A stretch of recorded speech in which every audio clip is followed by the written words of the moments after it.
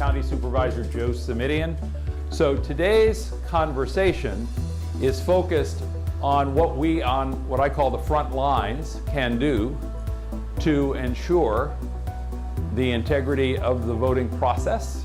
Much of the conversation has been about efforts to protect the integrity of our process at the federal and state level. There has been surprisingly little conversation about what we can and should be doing at, I'll call it the local level, but the county level for the most part. You know, I think we're all mindful of the fact that elections are vulnerable to increasing efforts from both bad guys abroad and bad guys here at home to disrupt the election process, to cast doubt on the validity of the election process, to sow distrust among American voters.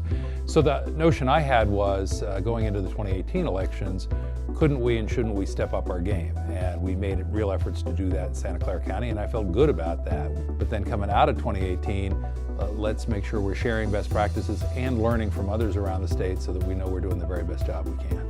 Well, I feel good about election security in Santa Clara County, but I know we're always vulnerable, and that this is not a job that gets done. Every day you go back to work is a day you have to ask yourself, all right, what do we need to be doing today to stay a day ahead of the folks who would like to wreak havoc with the system?